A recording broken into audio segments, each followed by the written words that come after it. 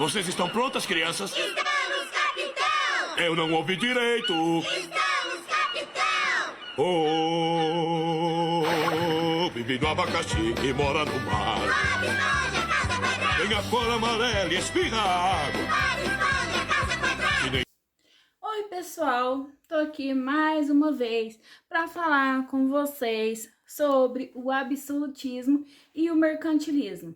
Dessa vez a gente já vai começar falando sobre o absolutismo inglês, tá? Nós vamos falar sobre o carinha que fundou a dinastia Tudor, o Henrique VII, pai do Henrique VIII. Quem assistiu o vídeo sobre as reformas religiosas, né, que eu falei sobre o anglicanismo, vai lembrar que o Henrique VII é o pai do Henrique VIII, né, logicamente, e que o Henrique VIII foi o cara responsável por criar a igreja anglicana, porque queria se separar da Catarina de Aragão. Vocês estão lembrados disso? Se não tá lembrado, vai lá e assiste de novo, tá bom? Gente, só um aviso aqui, ó. Curta, compartilhe, comente, deixe seu comentário aí no vídeo para falar o que você tá achando, você tá entendendo, você não tá entendendo, né? Dá um feedback, um retorno aí para a professora, beleza? Então vamos lá. O Henrique VII, ele vai viver de 1485 a 1509, né? Ele vai ser o fundador da dinastia Tudor, como eu já falei. Depois vem o Henrique VIII, depois vem a filha do Henrique VIII, né, a Maria I, ou Mary, né, primeira, e depois a Elizabeth I, que também ficou conhecida como a Rainha Virgem, tá? Por quê, gente? Porque ela nunca casou, ela nunca quis casar, e aí ela ficou conhecida como a Rainha Virgem. E durante o reinado da Elizabeth I, é importante destacar que foi um período muito bom para a Inglaterra, porque a Inglaterra teve estabilidade política, porque a Inglaterra conseguiu avançar economicamente, tá? Ela conseguiu juntar muito dinheiro, né? E a Rainha Elizabeth, né, ela que era filha do Henrique VIII com a Ana Bolena, né? Aquela que perdeu a cabeça, né, que o Henrique VIII mandou executar por uma suposta traição. Então, ela vai governar a Inglaterra por quase meio século, gente. Por quase 50 anos, ela vai governar a Inglaterra com bastante estabilidade. Ela que era conhecida por ser extremamente vaidosa, né? Por ser retratada, controlar, né? Inclusive, os retratos que circulavam sobre ela era muito vaidosa e ela gostava de representar nela a grandiosidade da coroa inglesa. O reinado dela, que é considerado o auge do absolutismo inglês. Por quê? Porque ela conseguiu manter boas relações com o parlamento inglês e também porque ela conseguiu controlar as disputas entre protestantes e católicos. Isso mesmo, a gente tinha uma rixa, né? Então ela conseguiu controlar essas disputas. Outro ponto a se destacar era a relação da Rainha Elizabeth com piratas, gente, isso mesmo, tá? Por quê? Porque ela tinha, né, um acordo com vários corsários. O que é corsário, gente? É um nome bonito, é um nome chique para pirata, tá? Os corsários, eles agiam a mando da Rainha Elizabeth, atacando carregamentos espanhóis, né, saqueando esses navios, pirateando mesmo essas cargas. E parte desses carregamentos ficavam com a coroa inglesa e a outra parte ficava com esses corsários que estavam a serviço dela, tá? E aí, por conta desses saques, né, a Espanha resolveu reagir. Achou que a Espanha ia ficar quieta? De jeito nenhum, né? Os espanhóis organizaram uma grande frota para invadir a Inglaterra. Só que a Elizabeth falou, então vamos, quer ir para a guerra? Vamos para a guerra. A Inglaterra entrou em combate com essa frota espanhola, que foi chamada de Invencível Armada, e derrotou a armada que era para ser invencível, mas não foi invencível coisa nenhuma, tá? Então, os navios ingleses derrotaram os navios espanhóis, e isso aumentou muito a popularidade da Rainha Elizabeth, né? O povo ficou, Elizabeth, Elizabeth, né? Porque Elizabeth realmente, ela, né, era um show de rainha, né? Outro ponto a se destacar, né, vai ser o florescimento das artes durante o reinado da Elizabeth I. Um desses principais expoentes das artes inglesas vai ser o dramaturgo William Milk Shakespeare. Mentira, gente. William Shakespeare, né? Aquele cara que escreveu o romance do Romeu e da Julieta. Quem nunca ouviu falar nesse romance, né? Oh, Romeu, Julieta, eita, eita. Aquela célebre frase, né, da peça escrita por ele, chamada Hamlet. Ser ou não ser, eis a questão. Peças que são emblemáticas, O Sonho de uma Noite de Verão, A Tempestade, O Mercador de Veneza, né? Peças maravilhosas, obras que hoje em dia existem vários filmes sobre essas obras do William Shakespeare. Inclusive recomendo, se estiver dentro da sua faixa etária, vai lá e assiste uma dessas, tá? São peças maravilhosas, beleza? A Elizabeth, gente, ela recebeu várias propostas de casamento, né? Porque ela era rainha, famosa, né? Super vaidosa, mas ela nunca quis se casar. Ela nunca quis casar, ela morreu solteira e em 1603 ela morre, sem deixar descendentes, obviamente. E aí, quem assume o trono? Um cara que era rei da Escócia, também conhecido como Jaime I, rei da Escócia. Ele vai assumir o trono inglês, então ele vai ser rei da Escócia e rei da Inglaterra, ok? E aí cabe a mim, né, a árdua tarefa de falar a vocês como é que funcionava essa sociedade, a sociedade do antigo regime. O que é esse tal de antigo regime? Era como essas sociedades europeias, elas funcionavam durante a Idade Moderna. E assim, elas tinham características bem diferentes, né, do que a gente consegue ver hoje, né? Por exemplo, destaca-se o predomínio da população rural sobre a urbana e a divisão social em estamentos. O que esses estamentos, gente? As sociedades, elas eram bem compartimentalizadas. Elas eram divididas em compartimentos que eram bastante estanques, lembrando ainda muito o período feudal. Você tinha o clero lá no topo, abaixo a nobreza e embaixo os camponeses, ok?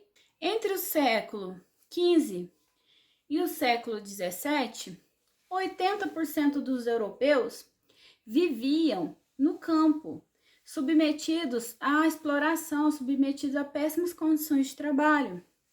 E os proprietários de terra eram uma minoria privilegiada, denominada nobreza. É uma nobreza que foi mudando, né, as suas características ao longo dos séculos, porque se você pega a nobreza lá da Idade Média, você vai ver que ela vai ter uma característica de ser o quê?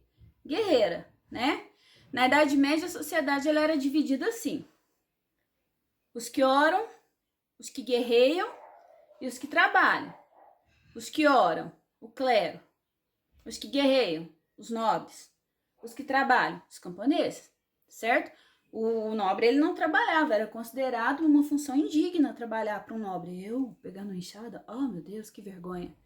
Hoje em dia o trabalho tem um sentido de dignificar o homem, mas naquela época não, tá? Isso também foi construído historicamente e socialmente. Então, o que eu posso dizer a vocês? Essa nobreza, ao longo dos séculos, ela vai perder essa característica guerreira. E ela vai viver em cima do trabalho dos camponeses ou em cima de ficar puxando o saco do rei, né? Aquela nobreza cortesã que eu já falei para vocês no vídeo anterior do absolutismo, né? Aqueles nobres que eram sustentados pelos estados, né? Eu falei o caso do Luís XIV, que ele sustentava milhares de nobres na continha lá do povo francês, tá? Então, nas cidades você tinha desde o pequeno vendedor até o grande comerciante, né? Que muitas vezes você tinha também e você também tinha muitos artesãos, tá? que por diversas vezes se organizavam nas corporações de ofício, que muitas vezes se organizavam, né, nas corporações de ofício, a exemplo do que eles já faziam na Idade Média. Eles mantiveram o costume de continuar se associando em corporações de ofício, né, corporações que serviam para uma proteção mútua desses artesãos. Como grandes centros comerciais da época, vou destacar a cidade de Veneza, Gênova, Sevilha, Marsella, Lisboa, Londres e Amsterdã, que eram agitados pontos comerciais da Europa.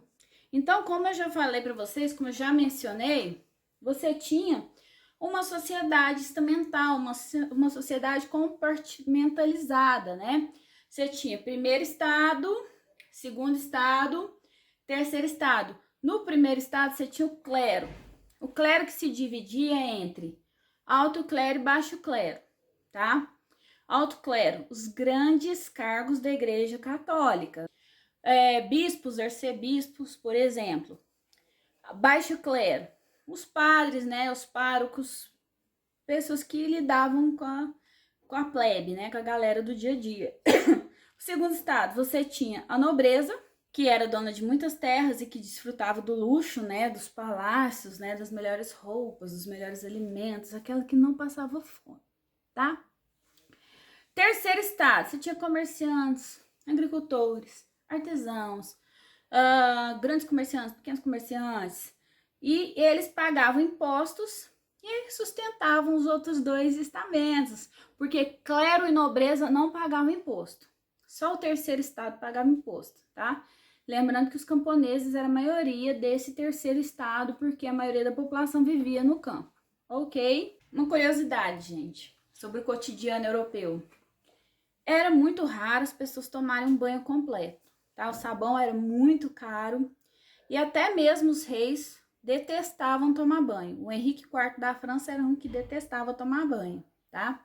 Então eles tinham a mania de usar o perfume para disfarçar o mau cheiro, né? Que os nobres, eles eram ricos, eles ainda podiam tochar perfume para ver se ficava mais cheirosinho, né? Agora os pobres não. A maioria dos pobres passava fome. A alimentação não era variada, né? A maioria consumia pão de trigo, cevada ou de centeio. E o pão era misturado a sopas ralas com vegetais, né? Eles não tinham muita opção não, tá? A carne era muito caro. Já os ricos comiam carne, peixe, tudo que eles queriam, porque eles tinham dinheiro para isso, né? Gente, outro ponto muito importante, né, na Idade Moderna, é a questão do mercantilismo, que vai se referir à boa parte das práticas econômicas adotadas pelas monarquias europeias durante a Idade Moderna, tá? Do século XV até o século XVIII. Essas práticas, elas vão variar de acordo com o país. Em cada país vai se destacar, né, um ou outro tipo de prática econômica, algumas características vão se sobressair. O que é o mercantilismo, gente? O mercantilismo, ele vai pressupor uma intervenção econômica grande do Estado, né, o Estado controlando a economia, fortalecendo atividades comerciais ou mercantis. Por isso o nome mercantilismo, tá bom? Dentre essas características, posso destacar o metalismo, tá? O que é o metalismo? Era a necessidade que esses estados tinham de acumular ouro e prata. Então, você vai ver os países preocupados em acumular cada vez mais metais preciosos. Por essa razão, não é de assustar que a Rainha Elizabeth ordenasse que corsários pirateassem os navios espanhóis, abarrotados de ouro e prata. Outra característica era a tentativa de sempre manter a balança comercial favorável. O que é balança comercial, gente? Favorável. É quando você vende mais, quando você exporta mais do que você importa, compra, certo? Eu gosto de dar um exemplo da casa. Vamos imaginar que a sua casa aí era Estado francês, beleza? Se o seu pai, sua mãe, ou sua avó, né, seu responsável, gasta mais do que ele ganha, a balança comercial aí Tá favorável ou desfavorável? Ela fica desfavorável, porque no final do mês você vai acabar devendo, porque você não vai ter dinheiro para pagar, certo? Se aí na sua casa ganha mais dinheiro do que gasta, a balança comercial ela vai ficar favorável. Só que você tem que pensar isso num nível macro, né? Nós estamos falando de países. Então, os países, eles tinham essa preocupação de manter essa balança comercial favorável, ou seja, ganhar mais do que gastar. Outra característica importante, protecionismo. O que é o protecionismo? É proteger, vem da palavra proteção, que era justamente quando o Estado intervinha na tentativa de proteger as suas manufaturas, tá? O que isso significa? Vamos imaginar que na sua cidade produz sapato, tá? Se o prefeito quiser proteger essa indústria, ele vai querer o quê? Vender mais desse sapato que tem na sua cidade do que o sapato da outra cidade. Por quê? Porque isso vai dar lucro lá na outra cidade, não vai dar na sua. Só que nós estamos falando de países, gente. Então, a França, por exemplo, visando proteger suas manufaturas, ela dificultava o quê? A importação desses produtos. Porque para ela era melhor o quê? Comprar produtos do próprio país, da própria França. Isso visava proteger o mercado interno e as colônias. Por quê? Porque isso que era produzido, por exemplo, na França, ia ser vendido nas colônias francesas. Eu ia querer vender produto da Espanha para minhas colônias na França? De jeito nenhum, tá? O que é a colônia? Tem que esclarecer isso, né? Colônia eram países que eram dominados por outros países. Metrópole, países dominadores, tá? Países que conquistaram esses países. Exemplo, o Brasil era colônia de Portugal, tá bom? Então, Portugal, ao invés de querer vender produtos espanhóis, iria querer empurrar aqui no Brasil produtos que ela vendesse. Vocês entenderam isso? No mercantilismo, gente, o comércio ele vai se tornar a principal fonte de acumulação de riqueza. Por incrível que pareça, vai ser o comércio, tá? E os comerciantes, os atravessadores, eles conseguiram juntar mais do que quem fabricava os produtos, porque eles revendiam, né? Eles não tinham o preço de custo, eles revendiam o preço de custo de fazer, né, a mercadoria, eles simplesmente compravam e revendiam, e nisso eles oferiam lucro, eles conseguiam ter lucro. A partir do século XVIII, na Inglaterra, você vai ter a Revolução Industrial, né, qual que era o objetivo dos industriais? Era produzir cada vez mais rápido produtos para atender a demanda de outros países, não só a demanda interna, mas de outros países também. E esses caras começaram a lucrar cada vez mais lucro, né, de forma absurda, né? E a gente vai chegar do mercantilismo àquilo que nós conhecemos hoje como capitalismo. Então, a gente pode dizer que o mercantilismo é o embrião do capitalismo. Pessoal, eu vou ficar por aqui, tá? No próximo vídeo, eu vou falar com vocês sobre as grandes navegações. Então, não percam o próximo vídeo, estejam aí. Como eu disse, vou repetir. Curta, compartilha, se inscreva no canal.